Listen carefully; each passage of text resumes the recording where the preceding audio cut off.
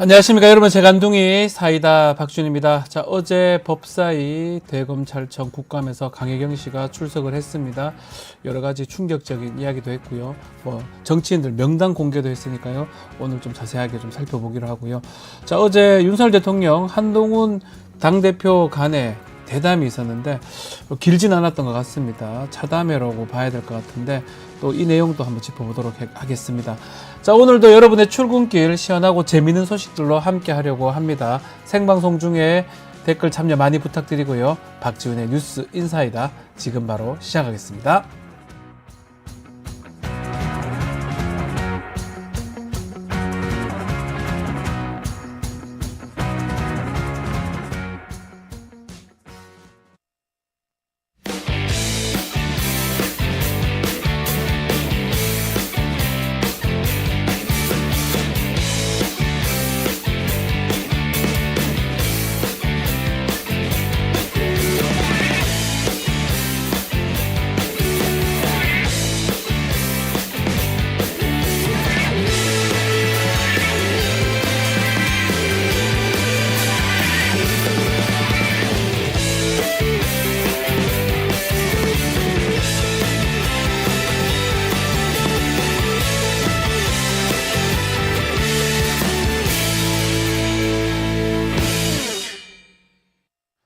오늘 꼭 알아야 할 뉴스들만 엄선해서 정리해 드리겠습니다. 듣기만 해도 이해가 쏙 뉴스픽. 오늘도 뉴스토마토의 조성은 기자와 함께 하도록 하겠습니다.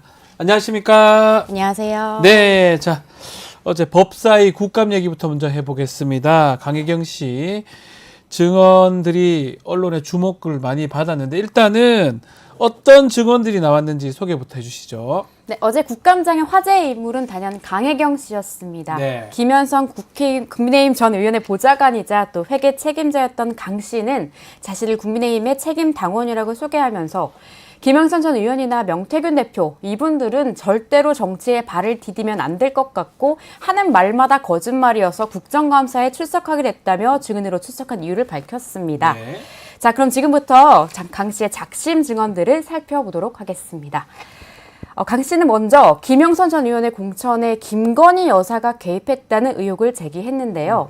강 씨는 당시 국민의힘 대표였던 이준석 개혁신당 의원과 윤상현 공천관리위원장이 힘을 합쳐 창원 의창구라는 지역을 전략공천 지역으로 만들어서 김 여사가 김 전 의원에게 공천을 줬다. 김건희 여사가 돈을 챙겨주려고 한다고 해서 명태균 대표에게 여론조사 비용 3억 7천만 원짜리의 견적서를 보냈는데 명 씨가 돈은 안 받아왔고 김영선 의원의 공천을 받아왔다. 공천을 받아왔다. 네, 김 여사가 공천을 줬다 이렇게 주장을 했습니다. 네. 강 씨는 여론조사 대가로 윤석열 대통령에게 받을 돈인 이 3억 7천만 원이 있었는데 그 돈 대신에 김건희 여사에게서 김영선 전 의원이 공천을 받은 거다라는 주장을 하면서 네. 김영선 전 의원의 공천은 김건희 여사가 받게 해줬다는 명태균 씨의 녹취를 공개하기도 했는데요. 강 씨는 이 녹취를 공개하면서 자신은 명 씨의 말을 듣고 김건희 여사가 공천에 개입했다는 걸 믿게 됐다고 주장했습니다. 네. 해당 내용들이 담긴 녹음 파일 먼저 듣고 오시겠습니다. 삼성들한테 야단 얼마나 맞고 온 줄 알아? 당시 국회의원 누가 주나? 명태균이 때문에 김건희 여사가 선생님 그거 하라고 줬는데.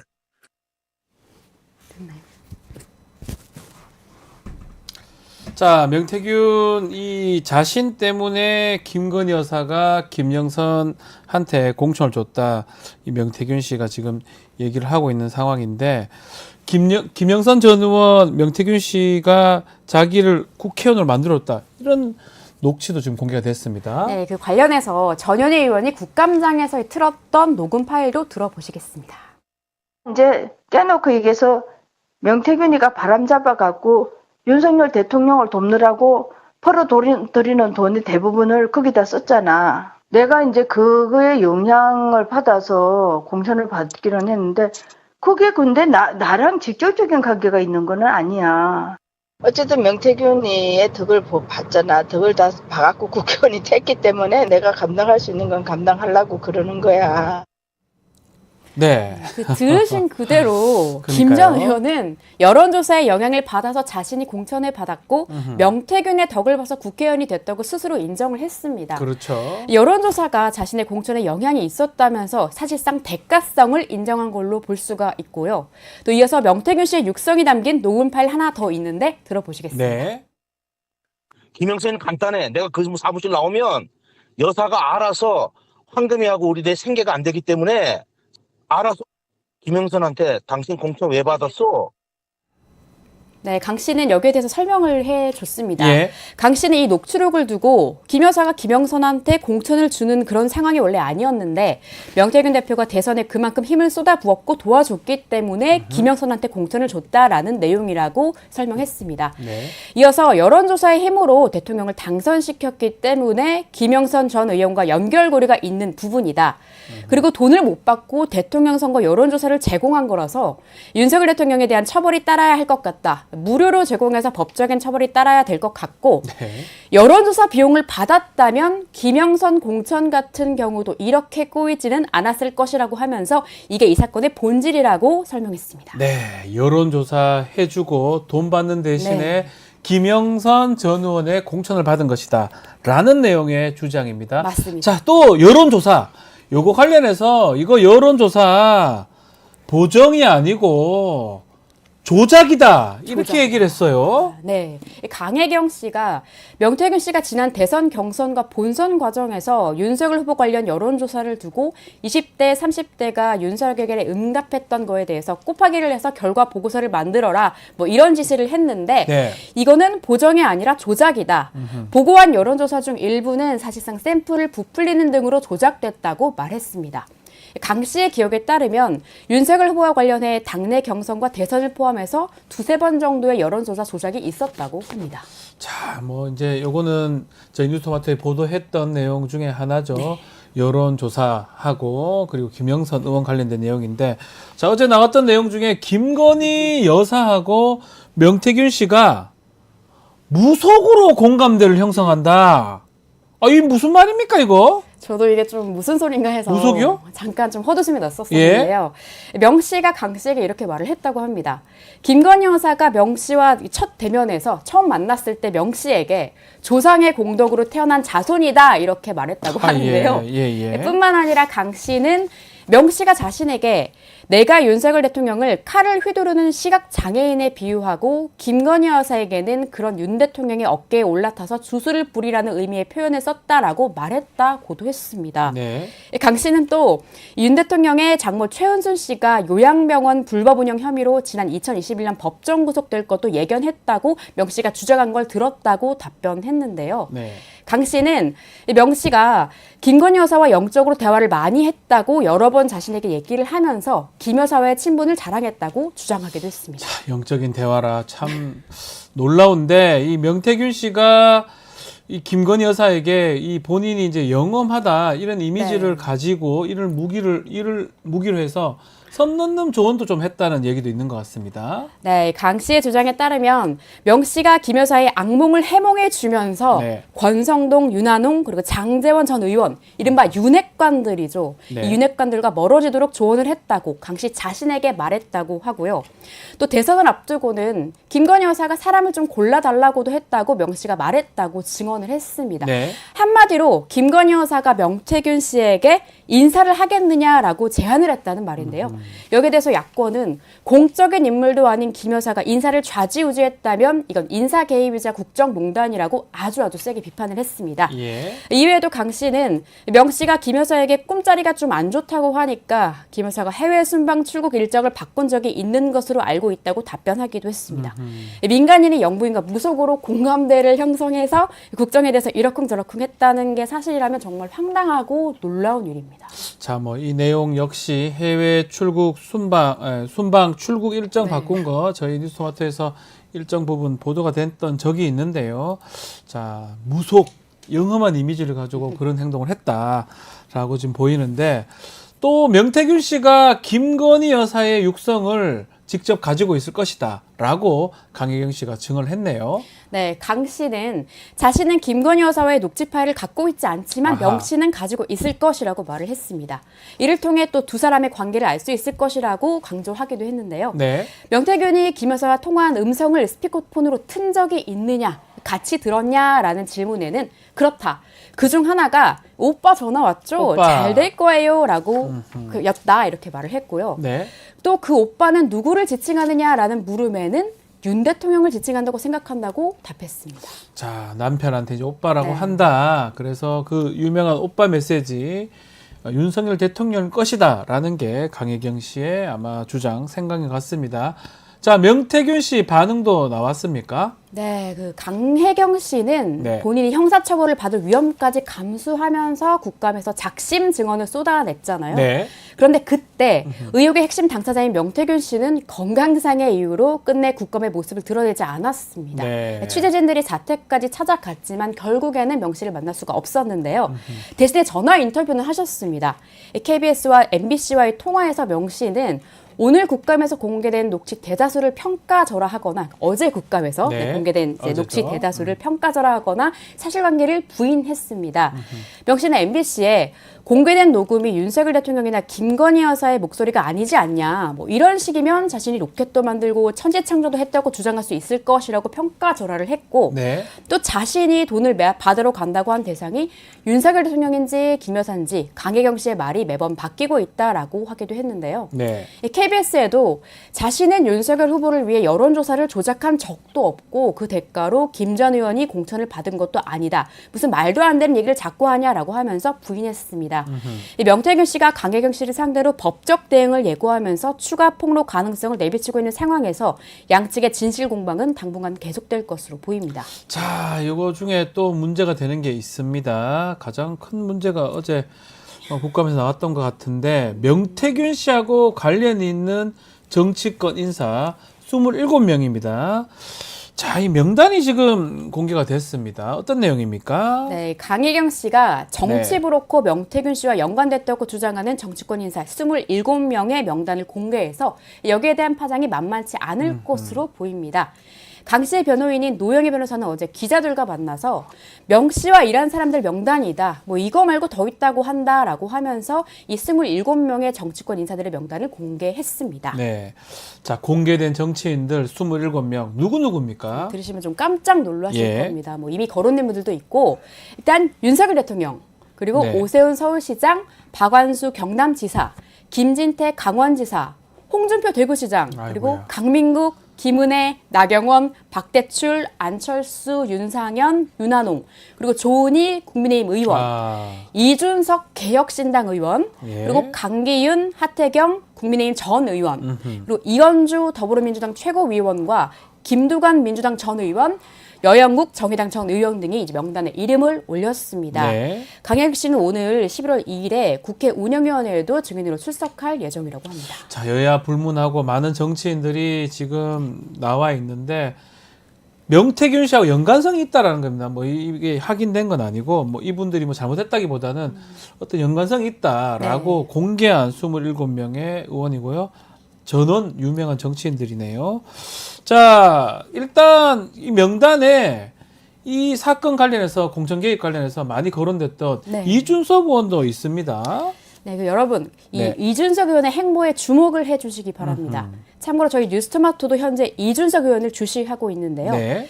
김기성 뉴스토마토 편집국장은 이준석은 떳떳한가라는 제목의 오늘자 칼럼에서 뉴스토마토의 보도로 드러난 명태균 여론조사의 조작 정황은 시작에 불과하다. 네. 더 거대한 불법이 도사리고 있고 그 진실이 드러나면 보수 진영 전체가 괴멸에 가까운 재앙을 맞이할 것으로 확신하고 있다.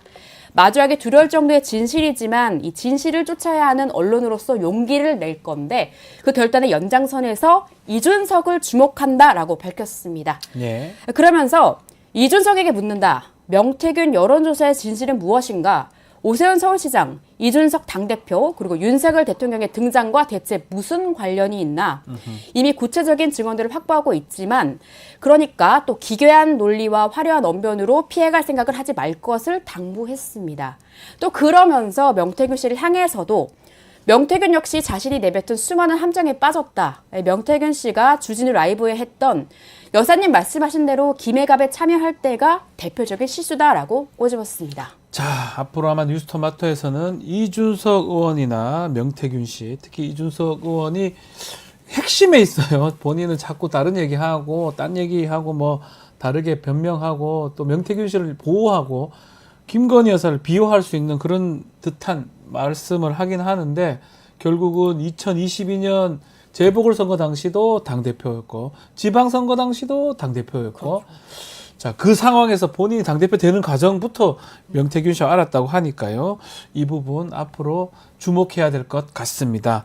자, 심우정 검찰총장 어제 국감에 나왔는데요. 도이치모터스 주가 조작 불기소 처분 관련해서 의견을 밝혔는데 어떤 내용입니까? 네, 심우정 검찰총장이 국감에서 도이치모터스 고발인이 항고할 것으로 보인다. 서울고검이 수사권을 갖는데 검찰총장의 수사 지휘권이 있느냐라는 질문에 그렇게 생각한다고 답변을 했습니다. 예. 그러면서 지금까지는 총장의 수사 지휘권이 배제돼 있기 때문에 구체적인 사건 기록을 본 것도 아니고 내용의 전체를 아는 것도 아니고 결과만 보고 받았다. 항고가 되면 수사 지휘권 행사에서 철저하게 지휘하겠다 이렇게 강조했는데요. 한마디로 지난 정부에서 검찰총장의 수사 지휘권이 배제된 김건희 여사의 도이치모터스 주가 조작 의혹 사건의 항고 사건이 접수된다면 수사 지휘권을 행사하겠다 이렇게 밝힌 겁니다. 다만 이 도이치모터스 불기소 처분에 대해서는 이렇게 밝혔습니다. 예. 도이치모터스 수사팀에서 모든 증거와 법리를 숙고해서 처분한 것으로 보고를 받았고 수사팀에서는 최선을 다했다고 생각을 한다. 불기소 결정이 부당하다고 생각하는 것은 아니라고 답했는데 네. 그래서 심 총장이 수사 지휘를 하더라도 주가 조작 사건의 처분이 달라지지는 않을 것 같다는 우려 섞인 관측도 나오고 있는 상황입니다. 그래요. 어떻게 보면 일반인보다 못하죠. 기본적인 법조인이라면 뭐 모르겠어요. 네. 글쎄 이럴 것 같으면 수사지휘권 행사를 할 수가 있을까요? 의문스러운 부분입니다. 자, 오늘 뉴스픽은 여기서 마무리하겠습니다. 조선 기자 감사합니다. 고맙습니다. 자, 저희는 이어서 의사당 1번 출구로 다시 찾아오겠습니다.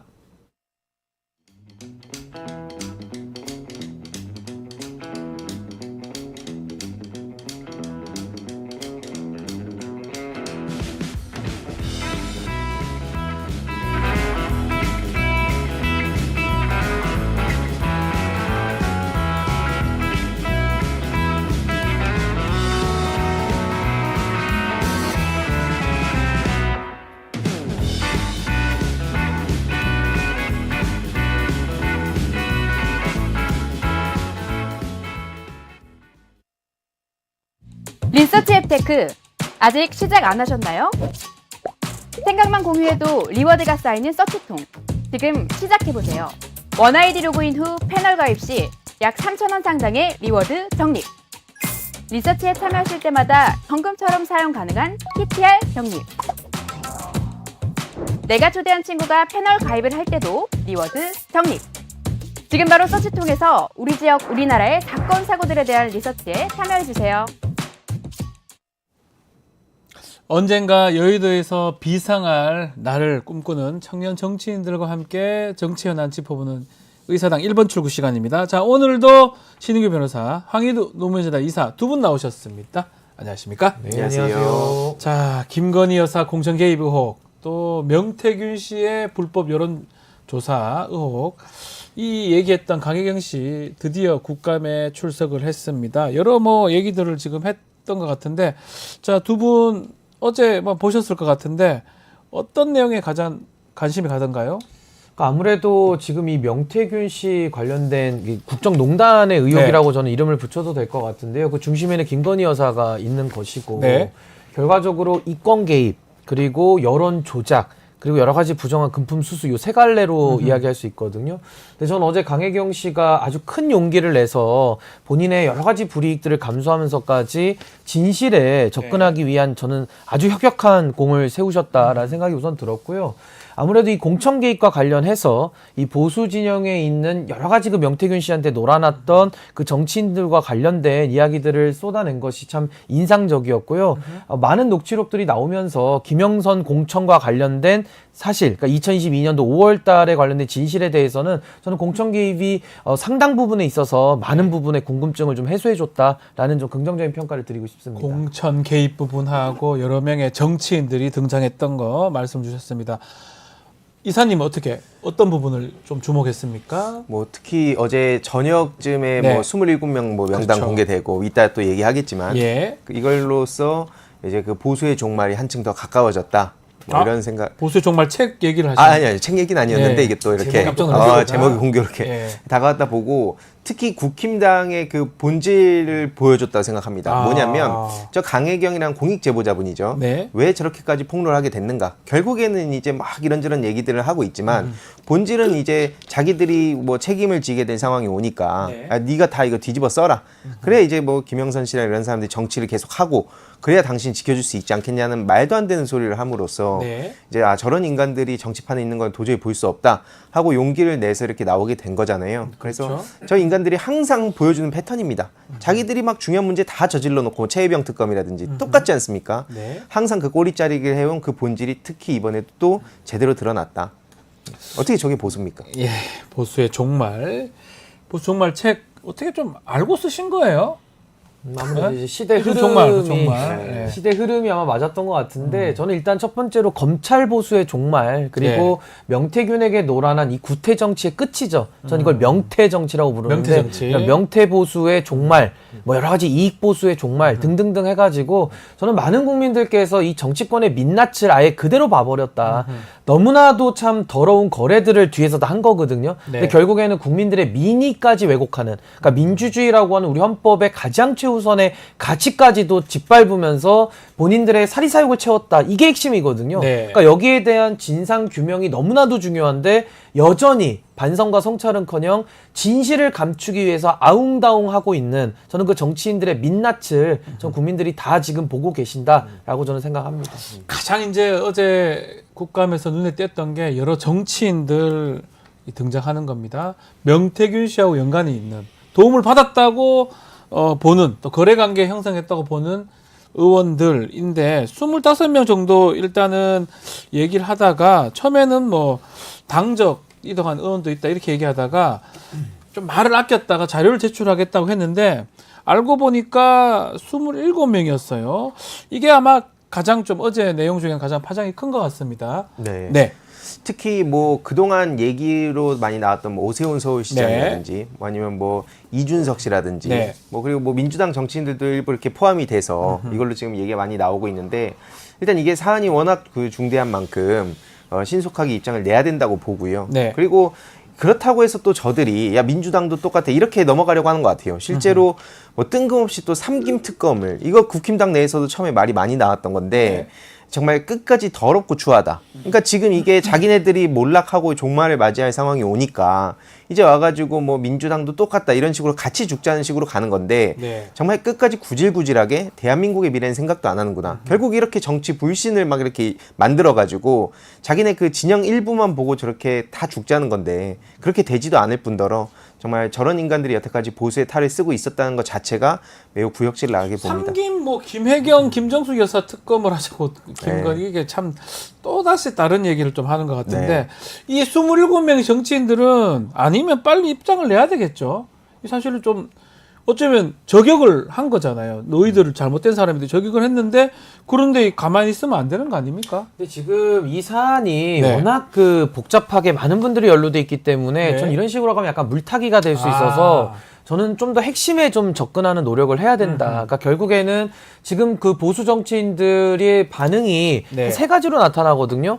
적극적으로 부인하는 사람들이 있고 네. 또 침묵하는 사람들이 있고 적극적으로 옹호하는 사람이 있어요. 그 세 가지 부류 중에 가장 악질적인 게 저는 적극적으로 옹호하는 사람이라고 봅니다. 적극적으로 옹호하는 그게 이준석 사람이 있다. 대표입니다. 그러니까 정치인들의 반응도 제각각인데 그 중에 예. 가장 악질적인 것은 이 더러운 범죄 혐의의 지금 빙산의 일각 중에서 그 본체들이 드러나고 있는데 네. 여전히 그 하찮은 수를 쓰면서 진실을 가릴 수 있겠다. 국민들을 또 속여먹을 수 있겠다라면서 명태균 씨를 적극 옹호하는 사람들이 있거든요. 네. 저는 이준석 의원을 저는 가장 먼저 규명을 해야 된다고 보고 예. 이 27명 중에 추가로 윤상현 의원 이분은 공천관리위원회 위원장이었습니다. 위원장이었어요. 그러니까 사실상 그 입구, 그러니까 수문장 역할로 입구를 맡고 있던 분이고 박완수 이분은 또 창원의창의 지역구를 물려준 사람이에요. 네. 거기다 이제 하태경 의원 예. 이분은 그 대선과 관련해 가지고 여러 가지 그 보고서를 갖다 줬을 때 했을 때 이름까지 나왔던 분이기 때문에 전 이런 네 분에 대한 먼저 진상 규명이 1차적으로 이루어지고 네. 그 이후에 다른 정치인들에 대해서도 맞습니다. 저는 좀 더 파급력 있게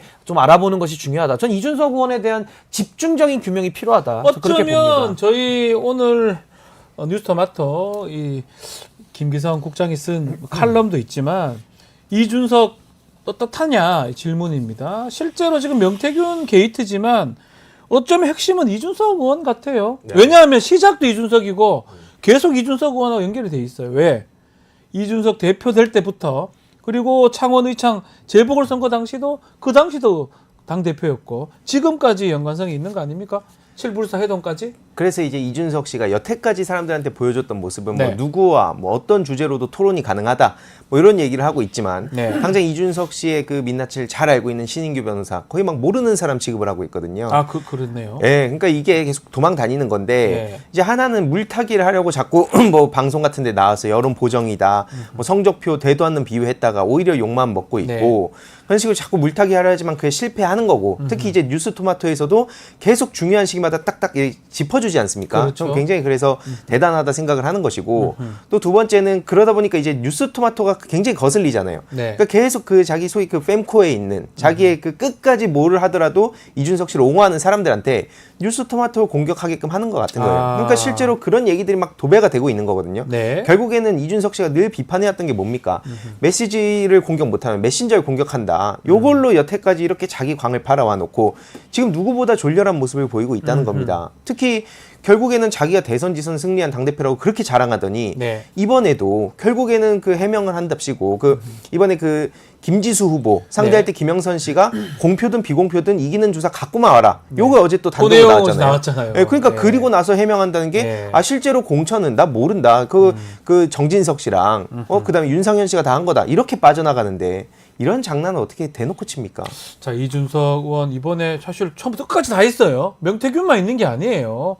이번에 아마 뉴스토마토에서도 또 다른 뭐 보도가 가능할 것 같기도 하고 어떻게 보십니까? 근데 이준석 둘이 의원은 이준석 의원이 신인규 변호사 별로 안 좋아하는 것 같아요. 아니 뭐 그 좋아하고 안 좋아하고의 예. 문제가 아니라 진실과는 전혀 상관없는 문제고요. 네. 저는 이준석 의원이 답을 해야 되는 게 본인은 김영선 공천에 관여 안 했다 그랬어요. 근데 그 관여 안 한 것도 거짓으로 지금 드러나고 있거든요. 그렇죠. 명태균 씨의 주장에 따르면은 사실상 그때 준석이가 결과 갖고 와봐라 이렇게 해서 전략 공천 주겠다라고 얘기를 했다라는 지금 정황들이 나오고 있기 때문에 네. 여기에 대해서 답을 해야죠.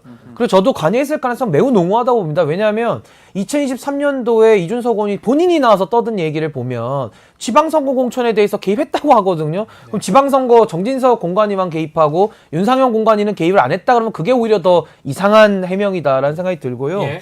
저는 이준석 의원의 말에 우리가 그동안 집중했던 이유는 최초 보도에서 인용됐던 의원이 이준석 의원이고요. 본인이 이야기를 기자들한테 하고 다녔다는 거 아닙니까? 그래서 이게 지금 보도가 된 건데 그러고 나서 본인이 7불사에서 무슨 텔레그램을 봤다라고 하다 보니까 초기에는 증거가 많이 없었어요. 그러니까 그 증거를 봤다고 하니까 그럼 뭘 봤냐라고 언론이 물어봤는데 계속 도망다니면서 이상한 소리만 해가지고 뭐 선의의 조언이니 뭐 공천 개입 없었다느니 헛소리를 자꾸 하니까 근데 이제는 강혜경 씨의 녹취록도 나오고요. 여러 증언들이 나오다 보니까 이제는 이준석 의원의 진술이 필요가 없는 단계가 된 겁니다. 그래서 저는 이준석 의원은 명태균 씨와 거의 사실상 공모관계에 있기 때문에 이런 공모관계에 있는 직접 당사자는 거짓말할 가능성이 있어서 전 별로 이제는 이준석 의원의 증언의 신빙성은 크게 중요하지 않다. 근데 저는요 지금까지도 이준석 의원이 명태균 씨를 옹호하고 있기 때문에 그렇다면 명태균 씨와 지금도 이준석 의원이 연락하고 있을 가능성은 매우 높아요. 그렇다면 이준석 의원이 가지고 있는 그 큰 스피커 기능을 가지고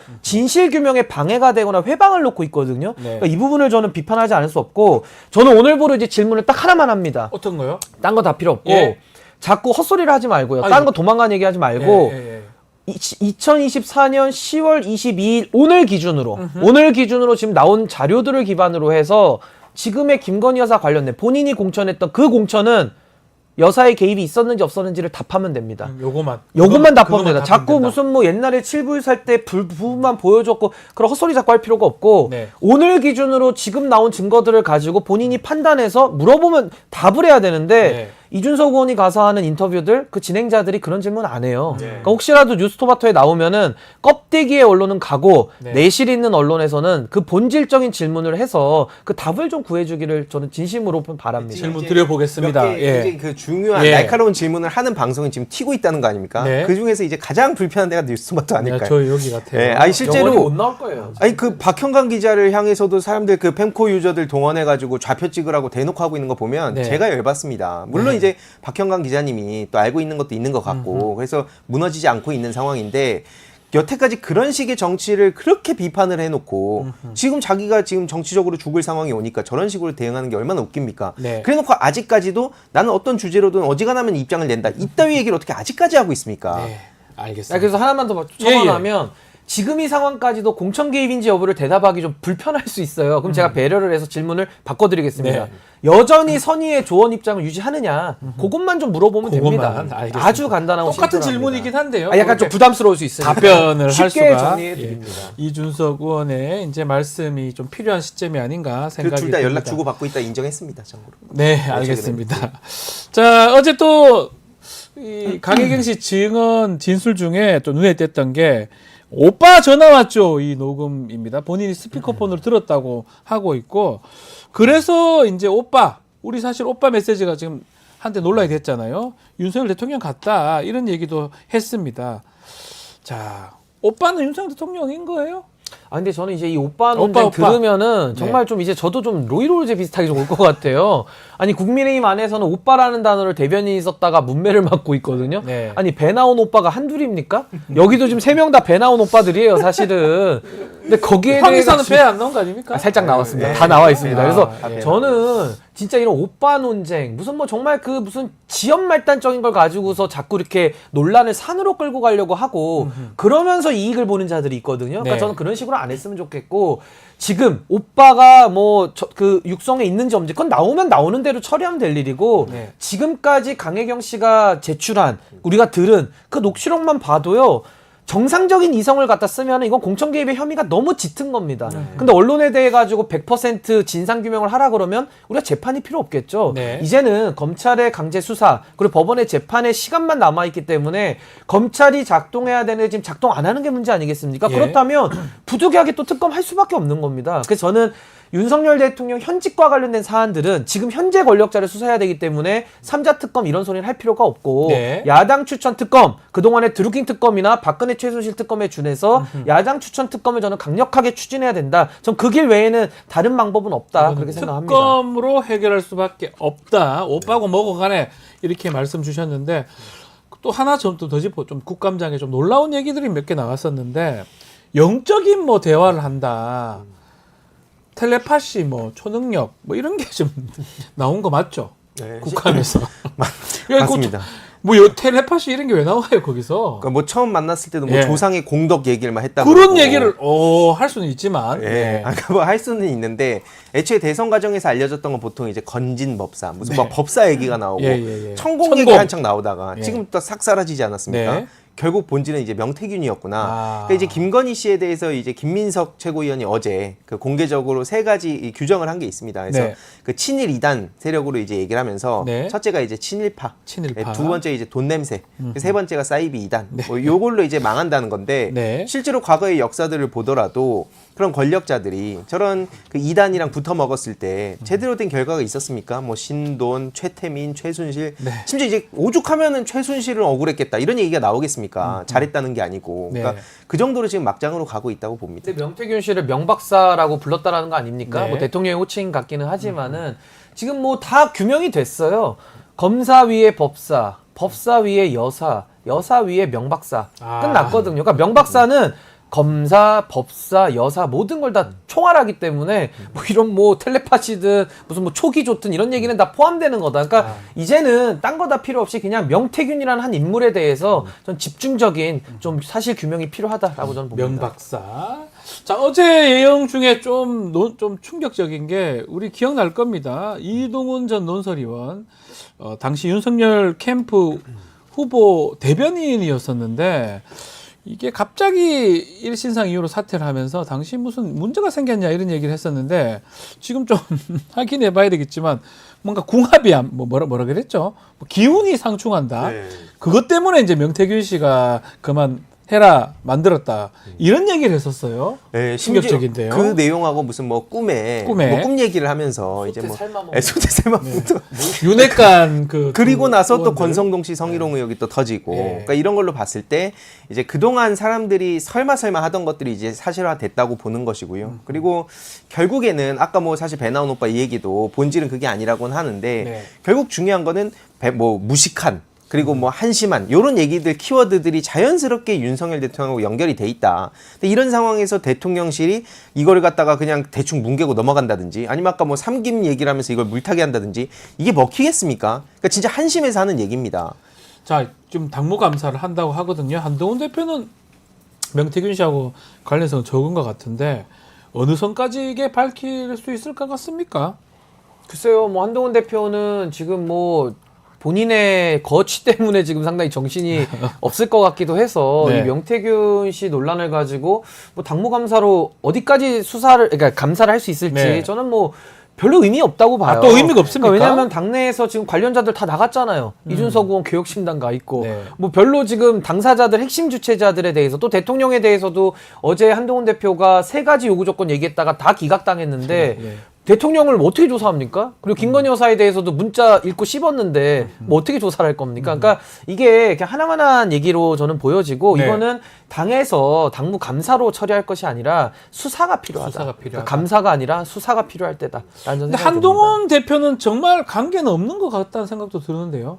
지금 아니, 관계가 있죠. 거론이 잘 안 돼요. 아니, 관계가 있죠. 그러니까 창원의창에서 아. 김영선 컷오프 할 때는 본인이 아. 떳떳했는데 아하. 또 용인 갑지역구를 놓고 보면은 김대남을 쫓아내면서 이원모를 꽂았기 때문에 아. 거기에 대한 공천 개입에는 또 직접 당사자니까 절반은 또 연루돼 있는 거야. 뭔가는 있다. 아니, 절반은 왜냐면 연루돼 당대 있지 않습니까? 비대위원장이었어요. 그렇습니다. 당시. 그러니까 이게 한동훈 책임자였으니까. 대표가 진상 규명을 할 능력과 실력, 의지가 다 없다라고 저는 봅니다. 그러니까 실제로 하나만한 네. 얘기라고 볼 수밖에 없는 게 그 3대 요구라는 것도 다 그 앞으로 어떻게 하겠다 이거 아닙니까? 인적 쇄신, 그다음에 그 뭐 협조 관련한 얘기, 네. 그리고 뭐 활동 자제하라는 거. 근데 지금 김건희 씨는 항상 이럴 때 등장했다 사라졌다 맨날 하는 거 우리가 뻔히 다 알고 있는데 결국 우리 다수의 국민들이 요구하는 거는 과거에 저질렀던 주가 조작, 명품백 등등 이런 범죄 문제들 이거에 대해서 어떻게 할 거냐를 자꾸 묻고 있는데 예. 심지어 그마저도 제대로 자기가 타이밍 놓치고 간만 보다가 여기까지 왔고 심지어 어제도 보면 그 공개된 사진들 봤을 때 굉장히 험악하잖아요. 이게 괜히 그러는 게 아니라 실제로 그 뭐 이렇게 테이블 앞에 윤석열 대통령 딱 인상 쓰고 앉아 있고 뒤통수로 한동훈 대표 이렇게 나와 있고 옆에 정진석 비서실장이 오죽하면 그 맞는 거 막으려고 들어간 거 아니냐 이런 얘기까지 저 보세요 저게 이게 맞는 거. 아니 오죽하면 맞기는 왜 맞아요? 그러니까 저는 딱 보니까 출장 조사실 같지 않습니까? 옆에 정진석 수사관, 아. 윤석열 검사. 이게 그럼 사실 우리가 피의자 그 한동훈. 자연스럽게 딱 연상되는 것은 이제 김건희 씨 그 조사받을 때도 아. 저런 모습이 아닐까라고 생각을 하게 되는 거죠. 네. 왜냐면 이게 누가 지금 이 정상적인 대화의 장면으로 볼 수 있겠습니까? 그러니까 네. 이 정도로 지금 국정 운영이 망가지고 있고 사실은 계속 말씀드리지만 네. 저들이 아무리 100번이고 1000번이고 만나면 뭐 하냐고요. 윤석열 대통령도 김건희 씨한테 그 얘기할 처지가 안 된다고 하는데 차라리 문제 해결할 거면 뭐 김건희 씨를 만나가지고 독대하지 않는 이상 네. 이 문제를 윤석열 대통령도 못 풉니다. 예. 이 사진을 이 대통령실에서 공개한 사진들이에요.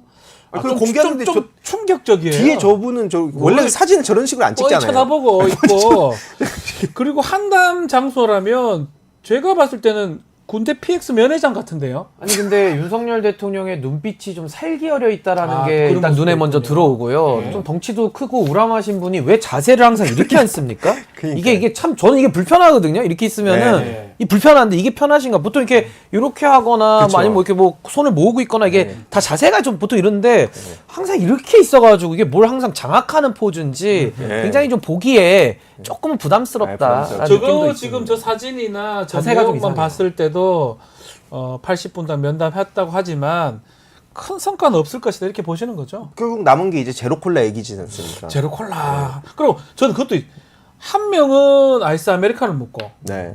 한 명은 제로 콜라를 먹고 이것도 좀 아니 근데 뭐 자기 취향은 개인 취향은 괜찮아요? 존중하는 게 맞죠. 다원주의 사회니까. 근데 저는 사실 한동훈 대표가 따뜻한 자꾸 걸 마시는 게 맞지 않나요 저기서? 아, 감기 기운이 있으니까요. 아, 그래요? 아니 근데 저는 이게 한동훈 이해가 안 대표가 돼. 독대에 대해서 거의 독대 집착인 수준이었잖아요. 네. 매일 독대하자고 스토커라고 네. 저는 봤는데 윤석열 대통령이 자꾸 그 독대를 요구하면 네. 너 도대체 몇 대 맞을래? 독대가 아니라 몇 대. 몇 대입니까? 이렇게 바뀔 것 같거든요. 몇 대입니까? 예. 몇 대? 그래서 어쨌든 좀 군기를 좀 잡으신 거는 같습니다. 눈빛이 네. 아주 그 살기가 어려 있고 네. 한 번만 더 까불면 가만 놔두지 않겠다라는 약간의 경고의 눈빛 아닌가. 그렇게 해석을 할 수 예, 있다. 좀 눈빛이 좀 그렇게 보였습니다. 결국은 원래 한동훈 대표가 브리핑을 하기로 했어요.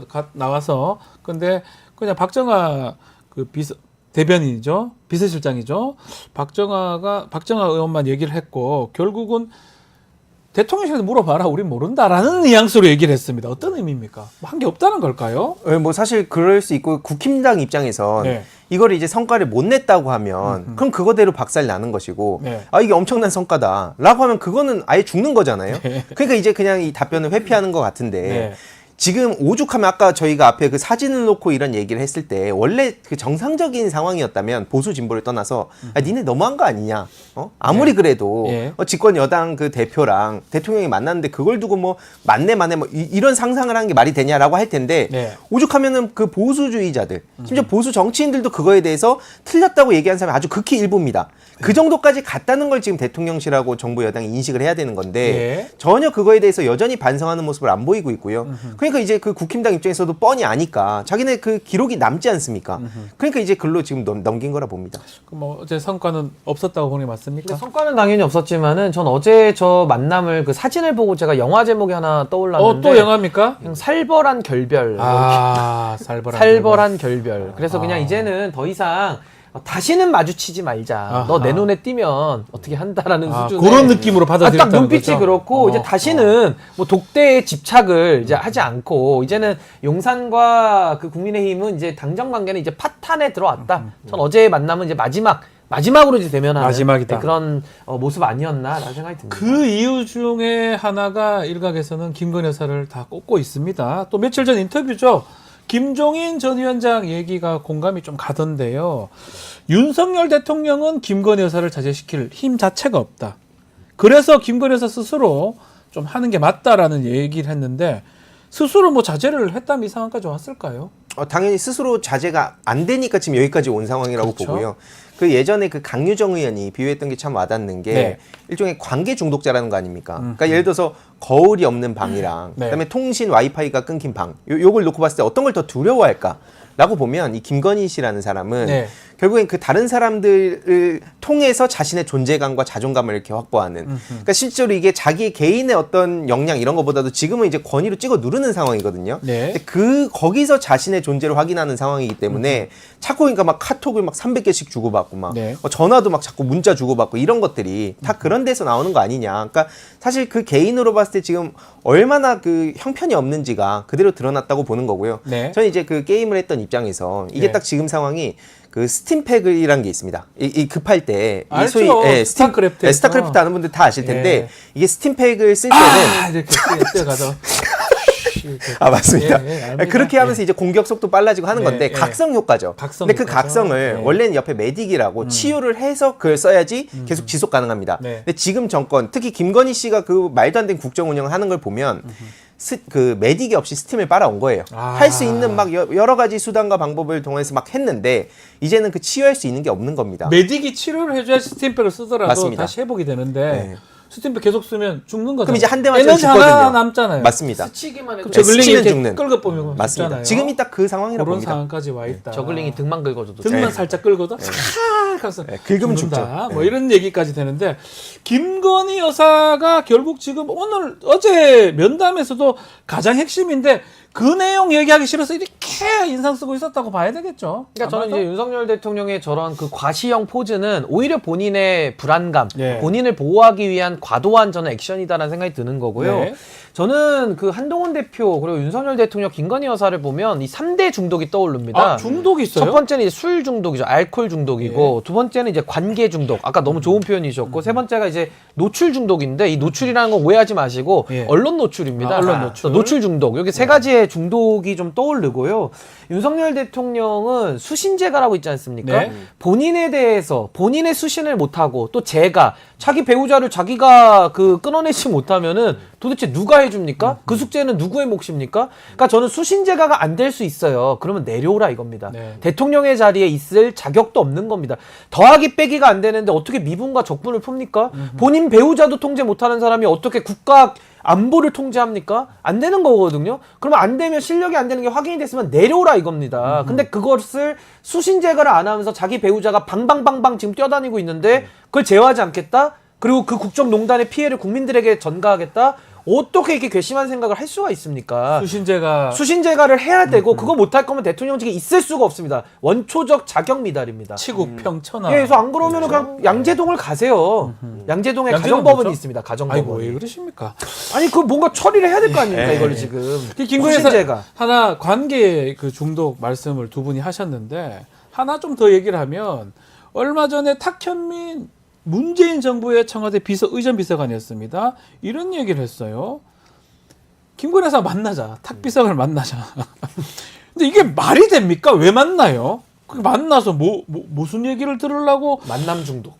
왜 만나는 겁니까? 그런 얘기를 왜 했을까요? 그러니까 실제로 처음에 국힘당 그 초기에도 네. 나왔던 얘기가 그 어떤 문재인 정부의 그 여러 가지 이런 퍼포먼스적인 거 네. 그거를 되게 부러워한다는 얘기를 막 하지 않았습니까? 네. 왜냐면 홍보라는 건 굉장히 중요하기 때문에. 근데 이제 중요한 건 뭐냐면 아까 말씀드렸듯이 내실이 없이 그냥 막 스팀만 빨면서 하면은 죽습니다. 예. 그러니까 결국엔 기본적인 철학, 가치 이런 걸 기반으로 해서 이렇게 와야 되는데 저런 쇼에만 집중해왔다는 게 그대로 드러나는 거고 이러니까 이제 김건희 씨가 여태까지만 대통령실 제공이라 그러면서 비공개 행보인데 네. 계속 갑자기 공개가 되는 이런 비공개의 공개라는 희한한 말까지 지금 나오게 만든 그 배경이 여기 다 담겨 있다 보는 겁니다. 어떻게 사람들한테 보여질까? 그리고 특히 이상한 자신감을 갖고 있는 게 내가 누구든 다 이 연락을 하면 아하. 다 나한테 넘어온다. 그런 생각을 갖고 있으니까 항상 여태까지 이런 아마 모습을 보인 거 아닙니까? 비서관도 본인이 얘기하면 설득이 가능하다 뭐 이렇게 보고 이렇게 보자고 했던 건가요? 뭐 충분히 그렇게 그 얘기할 수, 그러니까 생각을 했을 가능성이 있다 아니, 봅니다. 의전을 배우려면 그 대통령실 분들을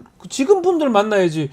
탁 전 비서관이 잘 되게 해줄까요? 근데 의전에 대한 예. 게 의전 굉장히 중요하거든요. 예. 특히나 대통령은 이제 격을 가지고서 권위를 상징하기 때문에 의전이 상당히 중요한데 그동안에 김승희 의전 비서관, 네. 김건희 여사 친한 분 아닙니까? 그렇죠. 그러니까 이런 식으로 인사를 그동안 해왔기 때문에 당연히 국정 운영이 제대로 될 일이 없죠. 그리고 대통령이 그동안에도 형식 파괴. 그러니까 그것이 무슨 창조적인 내용을 담기 위한 형식 파괴가 아니라 어떤 비효율을 개선하기 위한 구태의 형식을 파괴하는 것이 아니라 기존에 해왔던 그런 의전들을 스스로 지키지 않으면서 가장 대표적인 게 뭡니까? 국군의 날 행사에서 열중시효를 대통령이 못하는 거예요. 그거 다 시나리오에 써 있는 거거든요. 네. 그것도 수행을 못하는 겁니다. 군 통수권자로서 명령을 내리는 것조차도 못하는 그 대통령. 그러다 보니까 당연히 의전이 파괴되고 그 의전이 파괴되니까 형식이 내용을 결정하는 경우 많거든요. 네. 그러니까 그런 것들이 다 깨지면서 이 대통령의 소위 말하는 자기 멋대로 자기 마음대로 통제 불가능의 대통령을 만들어버린 거 아닌가. 그러니까 자기 하고 싶은 대로 하는 겁니다. 네. 그러니까 이런 것들이 이 윤석열 정권의 아주 비참한 저는 말로로 이끈 거 아니냐. 그러니까 뭐 탁현민 비서관 같은 분이 필요했을 수는 있겠지만 누가 갑니까 거기에. 네. 그러니까 좀 헛된 일을 한 거 아닌가 기본적인 싶어요. 의전 부분이 좀 됐었으면 열중시효 하는 게 어려운 우리가 거 많은 걸 아닌데. 요구하는 게 아니에요. 윤석열 대통령한테는 그냥 기본. 기본적인. 하루에 양치 3번 하고 네. 밥 3끼 먹는 그것만 딱 요구하는 건데 매일 밥은 안 먹고 술 먹고 양치 안 하고 자면 입 뽑습니다. 네. 그거 안 되는 거거든요. 맞아요. 네. 치과 가야 됩니다. 네네. 자, 지금 이재명 대표 얘기를 좀 해보면 이재명 대표가 한동훈 대표 면담 이전에 보자고 얘기했고 화답도 했습니다. 자, 이 부분 어떻게 보셨습니까? 여야 대표 만남 있을 수 있을까요?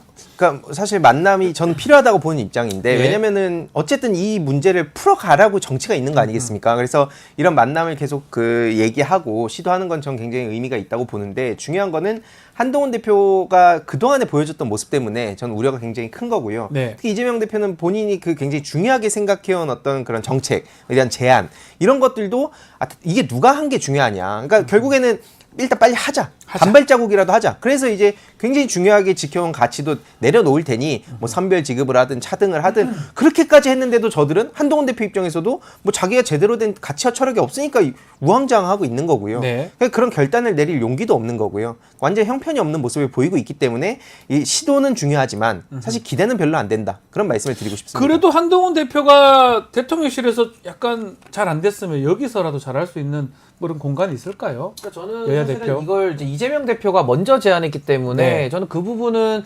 글쎄요. 사실 한동훈 대표가 오히려 더 곤궁한 상황인데 아. 굳이 이재명 대표가 그 책임을 나눠질 필요가 있겠느냐. 전 그런 생각은 듭니다. 왜냐하면 당연히 한동훈 대표는 쫄바지고 바지 사장이기 때문에 권한이 없거든요. 네. 대통령실에 가서도 번번이 매일 스트라이크 존에 서 있으면 루킹 삼진을 당하는 네. 아주 빈약한 타자인데 그런 타자와 겸상을 해가지고 뭘 나눈다? 사실 이것도 또 한 번의 국민들에 대한 희망 고문이 될 수 있어서 전 이재명 대표가 굳이 이걸 먼저 제안해서 한동훈 대표가 받는 형식으로 할 이유가 있었는가 싶은데요. 네. 아마 거기에 대해서는 좀 전략적 이유가 있는 것 같습니다. 아무래도 한동훈 대표가 쫄바지라는 걸 아니까 네. 어차피 합의가 안 될 걸 알고 그러고 나서 한동훈 대표랑 그냥 만남을 통해서 한동훈의 리더십을 좀 흔들려는 것 아닌가 내지는 한동훈 대표와 전략적으로? 그렇죠. 예. 한동훈 대표와 이재명 대표가 합의를 또 만든다면 역으로 한동훈 대표가 지금 친윤들한테 코너에 몰려 있는데 네. 거봐라 이재명 대표랑 손잡고 왔네. 또 정체성 논란이 나오거든요. 그러니까 합의를 해도 문제고 안 해도 해도 문제인 문제고. 이 꽃놀이패 속에서 아. 한동훈 대표를 더 절벽으로 몰려는 의도 아닌가라는 생각은 드는데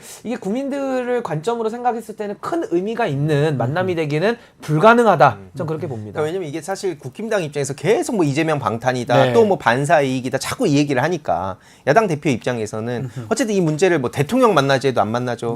막 사람들 막 입틀 막 하고 지금 막 집회도 못 하게 하죠. 네. 그러니까 이 심지어 그런데 막 경찰들이 움직여가지고 겁을 주고 있거든요. 그러니까 이걸 지키기 위해서 그런 간절한 절박한 마음으로 나서는 거다. 전 그렇게 보고요. 지금 전반적인 상황 보면 난전으로 가는 것 같습니다. 막 네. 별게 터지잖아요. 하지만 이 뉴스토마토에서 계속 중심을 잡아주고 네. 이준석은 떳떳한가? 이준석 얘기를 갑자기 이준석 얘기를 또 하시네요. 떳떳하냐? 예. 네, 지금 개고기를 계속 팔고 있는데 그럼 그렇게 해보겠습니다. 이 뉴스 토마토를 보시면 흐름을 잡을 수 있습니다. 저는 한 말씀만 드리겠습니다. 네. 구육상회라는 데가 있습니다. 개고기 회사인데 구육상회에서 유통하는 물품은 상한 개고기고요. 예. 거기 사장님은 김종인, 네. 그리고 홍보실장 이준석, 기획실장 명태균 이렇게 정리하겠습니다. 알겠습니다. 자, 오늘 의사당 1번 출구 여기서 마무리하겠습니다. 신은규 변호사, 항의도 이사 두 분 감사합니다. 감사합니다. 감사합니다.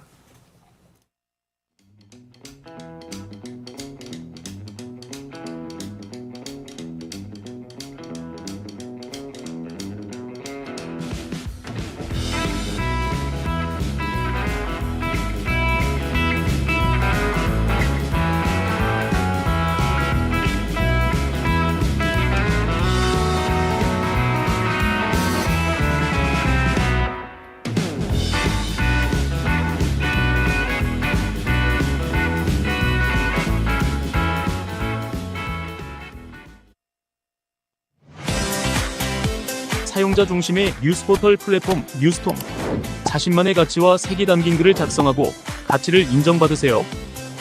사용자 중심의 뉴스포털 플랫폼 뉴스통에서 뉴스북 뉴스라인의 필진이 되어보세요. 자유롭게 생각을 표현하세요. 작성 키워드를 지급해드립니다. 내가 작성한 글이 언론사 기사처럼 뉴스포털에도 노출. 초창기 활동 지원금까지. 지금 바로 뉴스통의 필진이 되어보세요. 당신의 이야기가 세상을 움직입니다.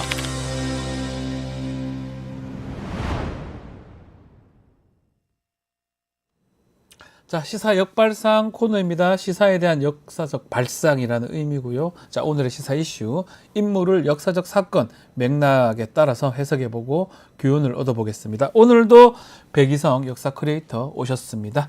안녕하십니까? 반갑습니다. 네. 자, 지난 공개 방송할 때 밀란을 주제로 예. 했습니다. 밀란이라고 해야 되나요? 시민혁명, 민주항쟁, 예, 시민항쟁. 민주항쟁. 예, 예. 네. 많은 분들이 응원도 해주셨고요. 네. 강의 어땠습니까? 아유, 뭐 늘 제가 강연을 하는 사람입니다. 네. 이 뉴스토마토에서의 공개 방송은 또 색다른 경험이었습니다. 네. 아주 많은 분들이 저에게 박수를 쳐주셔서 제가 참 영광스러웠습니다. 예. 밀란이라 말하니까 좀 그런데 네. 뭐 국민의 소란 난이 밀란이 맞긴 한데 네. 현대 역사에서 밀란이 되게 중요했던 것 같아요. 어찌 보면 3.1 운동도 밀란인 거잖아요. 네, 3.1 그거- 운동부터 밀란이지만은 역사적인 용어는 민주화 혁명. 민주화 혁명이죠. 예, 예, 혁명이죠. 3.1 운동, 4.19, 5.18 촛불 항쟁까지 네. 쫙 그런 일들이 87년 6월 항쟁도 있네요. 네, 네. 그런 역사적 굵직굵직한 얘기까지 좀 나눴었는데 많은 분들이 상당히 그러니까 좋아했습니다. 총으로 무장한 국가 권력에 맞서서 총을 들지 않고 평화적인 만세 시위로서 역사의 한 페이지를 장식했다는 네. 것은 매우 근데 뜻깊은 조선시대나 그 전에 보면 예, 그런 뭐 밀란 비슷한 게 있긴 있었잖아요. 많죠. 근데 예. 그렇게 성공하거나 하지는 못했던 것 같아요. 네, 그렇습니다. 네. 근데 3.1 운동 이후로는, 그러니까 1900년도 이후로는 네. 그래도 그나마 네, 민주화를 하는데 큰 역할을 우리 국민들이, 네. 백성들이 한 거 아닌가 네, 생각도 드네요. 그렇습니다.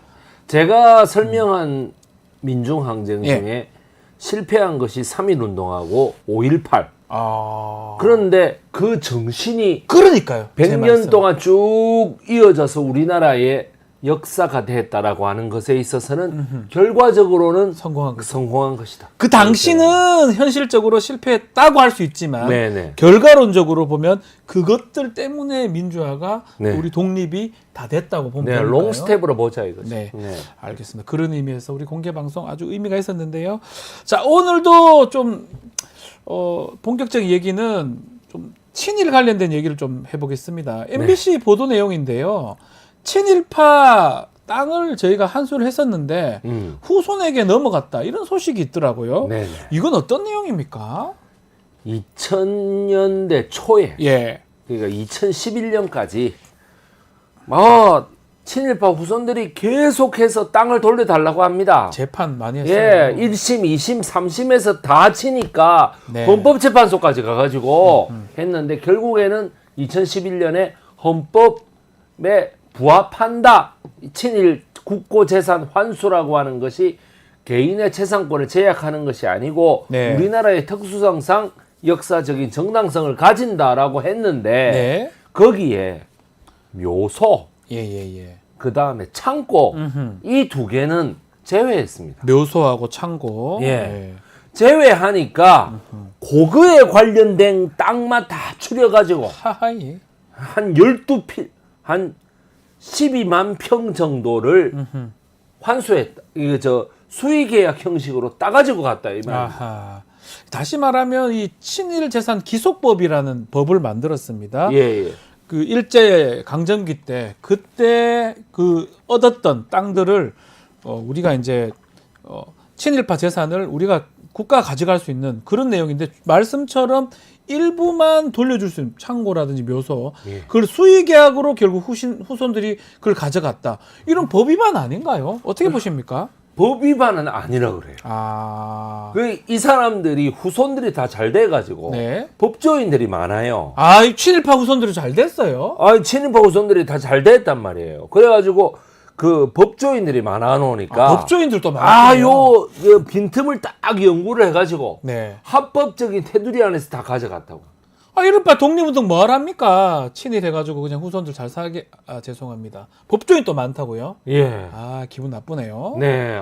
이 법조인이신데. 저희는 친일파가 아닙니다. 그렇습니다. 저희 집은 예. 그냥 소작 뭐 이런 거지 전혀 관계가 없는 그렇습니까? 그런 집안인데. 네.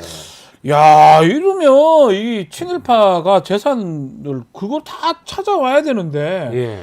결국 지금 친일파 재산이 얼마나 되는 걸로 파악이 됩니까? 이완용의 경우에는 예. 땅의 면적이 예. 무려 여의도의 7.7배. 여러분. 여의도 우리 지금 여의도 저리 큰 여의도에 7.7배. 예. 와, 국회의사당에 있는 여의도요. 엄청 큰데요. 어마어마하죠. 네. 7.7배. 와. 친일파 이완용 재산 최초 확인 SBS 단독 보도입니다. 네. 확인된 이완용 소유의 부동산 1,570제곱킬로미터. 너무 많은데요. 아, 이거는 뭐 2,333만 예. 그다음에 뭐야 4,954. 오이고 대단합니다. 어마어마한.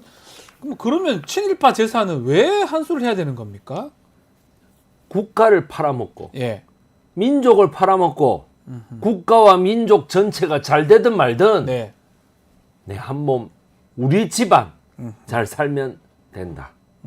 내만 권세를 얻으면 다다라고 하는 역사의 정신이 발휘됐을 때 네. 우리나라는 또다시 망합니다. 그러고 이런 위기 상황이 생기면 당연히 친일이나 매국 행동을 하죠. 당연하죠. 왜냐하면 후손들이 잘 먹고 잘 사는데 어. 벌 받지도 않는데. 자기도 잘 사는데. 네. 잘 살고 예. 우리 자식도 잘 살고 자손도 잘 살고 예. 벌도 안 받고 예. 좋네. 예. 어쨌든 간에 친일의 대가는 아주 달콤했다. 그러네요. 예. 야, 그래서 이 친일파 지금이라도 친일파의 재산 몰수하거나 환수하거나 해야 되는데 네. 참 안타깝습니다. 다시 돌아간다는 얘기가 좀 보도되니까 안타까운데 자, 그래서 좀 친일파 얘기 이번 시간에 좀 해보도록 하겠습니다. 이번 주제 경술 국적 8인 뭐 말씀을 하시려고 하는 것 같은데 경술 국적 8인 어떤 사람들입니까? 8명입니까? 이완용, 네. 민병석, 민병석. 박재순, 네. 고영희, 조중응, 이병무, 윤덕영, 조민희.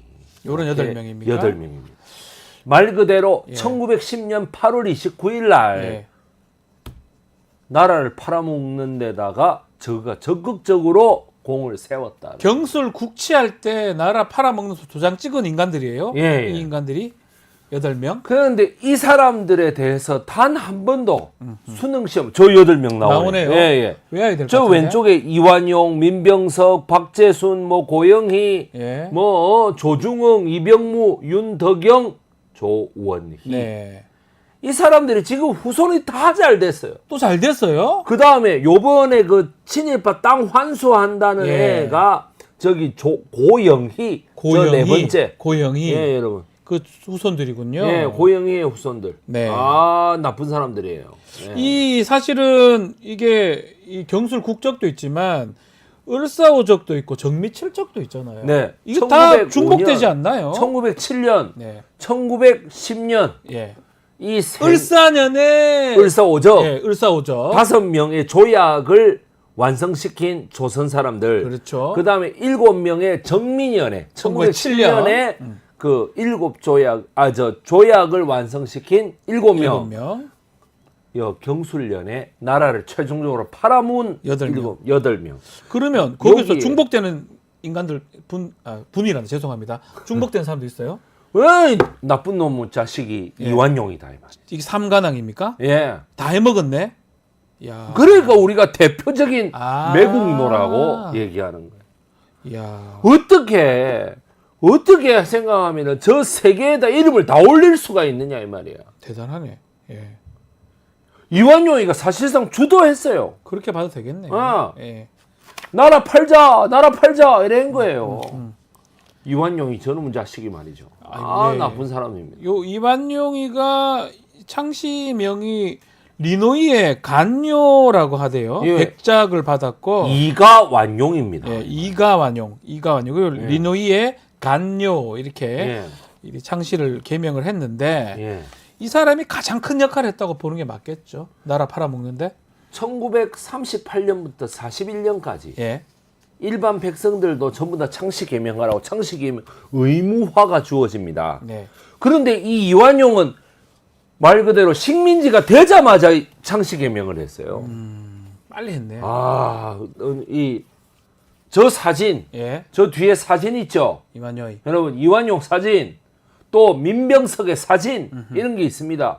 그럼 뭐야? 다 천황에게 내가 이렇게 생긴 사람입니다를 홍보하기 위해서 증명사진을 낸 거예요. 잘 말 찍네. 그대로 뭐냐 하면은 경술 국적인데 포상을 받아야 되잖아. 자귀를 받아야 되잖아. 네. 그러니까 옷을 입고 사진을 찍은 거야. 천황한테 내가 이렇게 생긴 사람이니까 자귀를 내려주시고 사례금을 주세요 이 말이에요. 저게 얼마나 나쁜 사진입니까? 저 사진이. 그 사진이 남아 있는 이유가 있었군요. 저걸 왕한테 일왕한테 보여주려고 찍은 거네요. 그럼 다 남아 있네요. 우리나라에서 없애더라도 없애지도 않았습니다만 네. 없애더라도 일본에는 이게 남아 있는 거지. 일본에 남아 있겠죠. 그죠? 네. 일본의 뭐 도쿄 대학 박물관 뭐 도서관 이런 데 가면 다 남아 다 있는 남아 거죠. 있겠네요. 그리고 우리나라 학자들이 가서 다 사진 찍어 온 거 아닙니까, 저게? 네. 자, 그리고 부끄러운 줄 알아요. 이번에 MBC에 그 언급된 사람이 고형이라는 거죠. 고형이. 네, 예. 고형이의 후손들이라는 건데 네. 고형이 사람은 뭡니까? 어떤 사람입니까? 제주도 고씨입니다. 제주고씨. 유명하잖아요. 예, 제주 고씨인데 예. 어느 순간 갑자기 나타나가지고 예. 친일파가 됐어요. 아하. 그래가지고 정말 대대손손 영화를 누립니다. 정말 나쁜 사람입니다. 아, 정말 나쁜, 더 나빠요? 정말 나쁩니다. 이완용만큼 나쁩니까? 저 8명은 예. 서로 예. 이완용이 좀 주도적인 위치이지 서로 간에 다 긴밀하게 협조하면서 더군다나 네. 1909년 12월 달에 이완용이가 칼에 찔리죠. 네. 그, 이재명 의사에 예. 의해 가지고 예. 그 지금 이재명 대표하고 한자도 똑같습니다. 예. 이름이. 예, 분명히 그래가지고 뭐 예. 그 칼에 찔려가지고 죽을 뻔하니까 저 나머지 7명이 그때 칼에 찔렸다는 소식을 듣고 네. 대성통곡을 합니다. 아이고야. 나라 망할 때도 안 하던 예. 통곡을 예. 대성통곡을 합니다. 아유, 이완용이 하나한테 십자가를 지게 했는데 이완용이가 이제 죽으면 어쩌느냐 말이에요. 지들도 죽을 수 있어요. 우리의 계획에 이제 예. 큰 차질이 생겼다. 그래가 3일 뒤에 이완용이 살아났다 이러니까 대한민국 만세를 불러. 독립을 하는데 대한민국 만세를 부르는 게 아니고 네. 이완용이 살아났다니까 대한민국 만세를 불러. 아, 정말 한심스럽네요. 뭐 고영이고 뭐 저 누구야 민병석이고 뭐 예. 다 막 개자식들이에요. 아, 다. 여기 욕을 예. 하십니까 또 여기서? 아니 개자식은 그 욕이 아니에요. 예, 나쁜 아이고. 사람들입니다. 네, 아주 나쁜 놈들이에요. 그런데 이게 이 사람들이 경술국적 8인이 나라를 팔아먹고 받은 대가, 네. 자기도 받았다고 하고요. 예. 은사금을 챙겼다고 하던데 예. 얼만큼 챙긴 겁니까? 대략적으로 30억 정도. 지금으로 따지면. 예. 제일 적게 받은 민병석이가 네. 한 17억 정도라고 네. 제가 알고 있습니다. 아, 돈을 엄청 챙겼는데. 그러니까 이제 여러분 보세요. 예. 30억, 17억 그러면 요즘 돈으로서는 그건 별로 큰 게 아니죠. 예. 뭐 그래봤자 뭐 저 강남에 도곡동 렉슬 아파트 하나 사는 정도밖에 안 되는 거 아닙니까? 네. 대출 없이 사는 거. 예. 그런데 그때 당시로 한번 생각해 보십시오. 1910년 당시에 이완용이가 나라 팔아먹고 30억을 받았으면 그게 얼마나 크게 받은 건지. 그때 30억이면 예. 지금은 몇 천억 되겠는데요?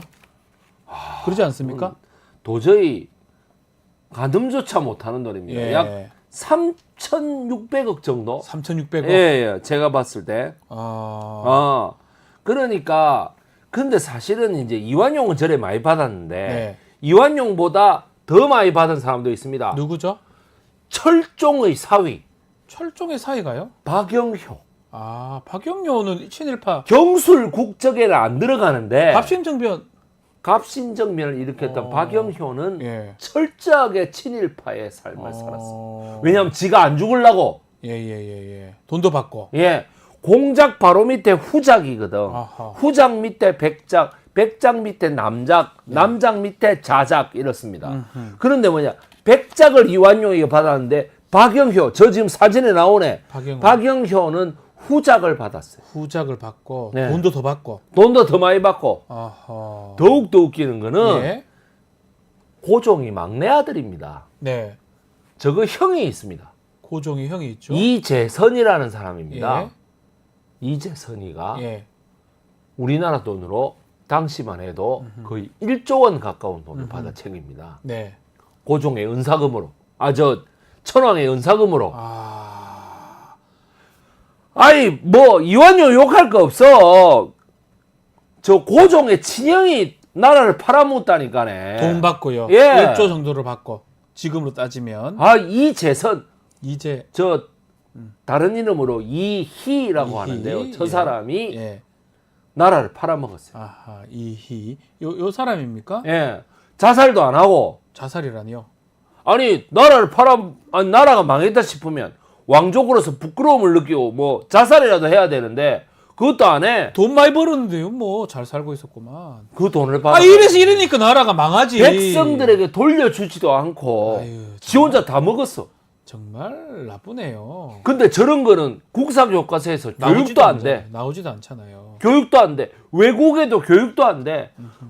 많은 외국 사람들이 아니 여러분들 한번 보세요. 우리나라 한류가 얼마나 발전했습니까? 그러면은 우리나라 역사를 공부하는 외국 사람들 얼마나 많겠어요. 네. 외국 사람한테 내가 고종의 형이 있다. 이 고종의 형이 더 많이 받아 먹었다 이러면은 고종한테 형이 있습니까? 이렇게 얘기합니다. 어? 고종이 외동아들 아니에요? 고종 이렇게 얘기합니다. 막내였죠, 막내. 막내 아들입니다. 막내 아들이었죠. 그리고 형 둘 중에 하나는 두는 시퍼렇게 살아 있었어요. 한일합방 할 때, 경수를 국채할 때. 그러고 저 배 툭 튀어나가 저 보세요. 저 얼마나 잘 먹고 잘 살았으면. 그거 뭐 살찌는 거는 아이고, 먹어서 진짜. 그런지 알 수는 없지만 예. 어쨌든 간에 저는 이 얘기도 저도 처음 듣거든요. 역사를 제가 많이 공부를 하고 알고 예. 싶은데 고종의 친형이 저렇게 은사금을 받았다. 예. 이 자체가 충격적이네요. 받아 먹고 지만 배불리 살았고 아무한테도 안 나누고 지그만 하고 완전히 뭐 흥선대 원군 아들이 뭐 전혀 개혁적인 왜 이런 안 거는 했죠. 교육을 안 시켜줍니까? 알려줘야 되는 거 아닙니까? 오히려 좋은 거보다 나쁜 걸 알려줘야 돼요. 저렇게 해먹어서 우리나라가 이래 됐다. 예. 그런 교육이 돼야 되는데 그게 제대로 안 되니까 아직까지 친일파들이 할기를 치는 거 아닙니까? 왜 그러느냐? 우리나라 역사의 태두가 바로 민병석의 그겁니다. 조카사위입니다. 조카사위.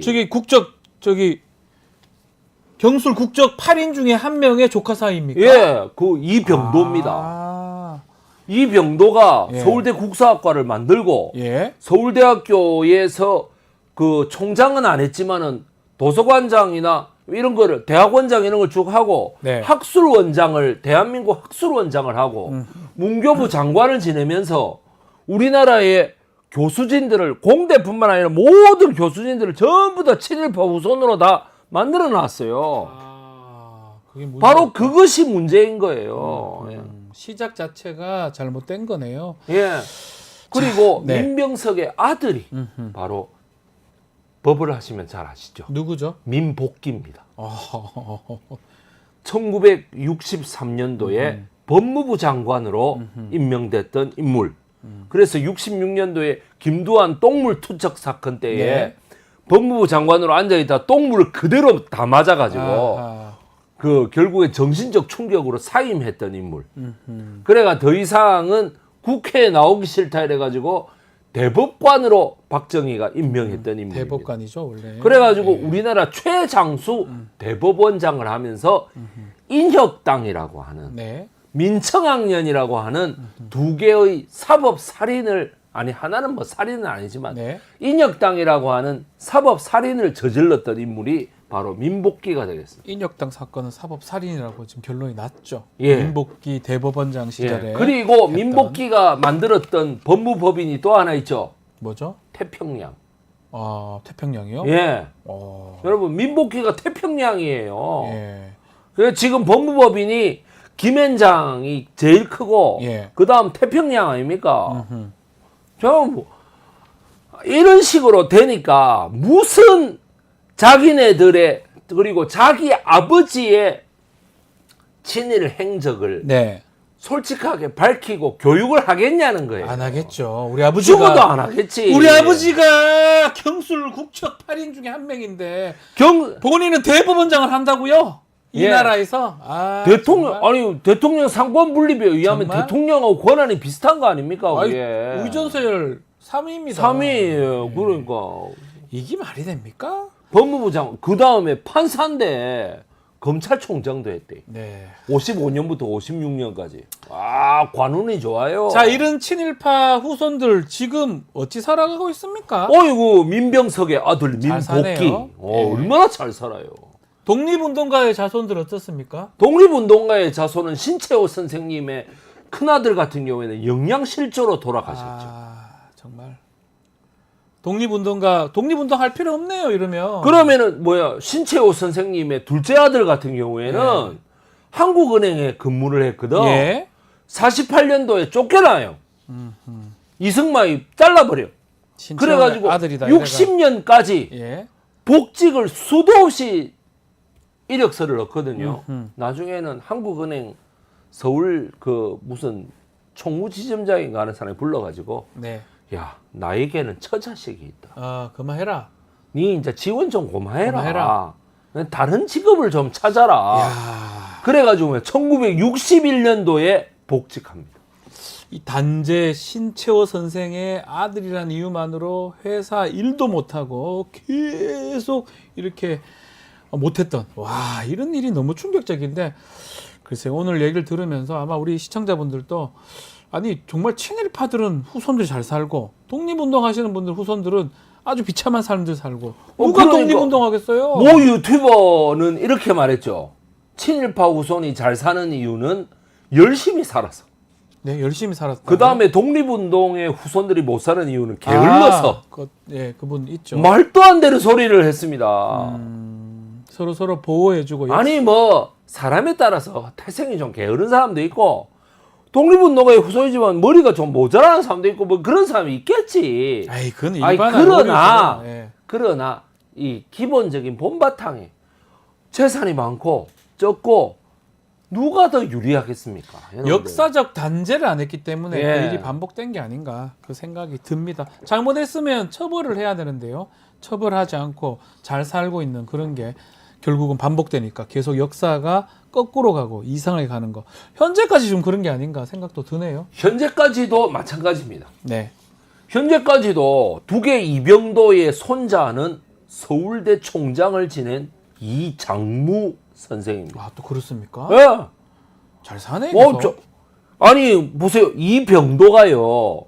저 일본 저번에 내가 여기 나왔어도 얘기했지만 일본 중추원 참의를 지낸 조성근의 사위입니다. 이병도가. 사위입니까? 더군다나 조성근이 1910년에 어디 자기 딸을 우봉이씨 이병도한테 넘겼다고. 아, 이게 우봉이씨하고 18촌이라고 하지만 그 연줄이라도 되려고 이병도한테 시집을 보냈다 이거라. 아, 안 그렇습니까? 그러네요. 그러니까 민복기도 뭐예요? 결국에 민병석도 뭐야? 이병도하고 줄을 대려고 그 자기 조카 딸을 갖다 보낸 거 아닙니까? 이인남이라는 사람을 보낸 거 아니에요? 예.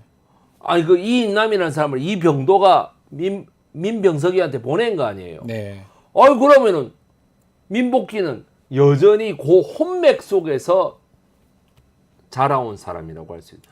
여러분 그분들 후손도 잘 살고 있겠네 지금 어지간하면. 왜 그 태평양 변호사가 한 명 있었는데 아이고, 예. 96년에 돌아가신 걸로 알고 있습니다. 아, 그래요. 예. 그러니까 아버지는 2007년에 죽었는데 민복기 오래 살았어요. 네. 그 아버지는 2007년에 죽었는데 자기 아들은 96년에 죽은 걸로 알고 있어요. 예, 그랬군요. 예. 알겠습니다. 자, 오늘 친일파 얘기를 하면서 그 후손들 삶까지 한번 다뤄봤습니다. 글쎄 뭐가 맞는지 우리 시청자들이 좀 판단해 보시면 좋을 것 같습니다. 백이성 역사 크리에이터와 함께했습니다. 오늘 말씀 감사합니다. 감사합니다. 자, 내일 방송 소개해드리겠습니다. 내일 방송 최진봉 교수님의 수 있는 남자, 또 이슈합의 김철근, 또 장윤 변호사가 나옵니다. 채널 고정 부탁드리고요. 이어서 뉴스인사 프라임 진행이 되니까요. 자, 오늘 서초의 봄이 준비되어 있습니다. 어디 가지 마시고요. 조금만 기다려 주십시오.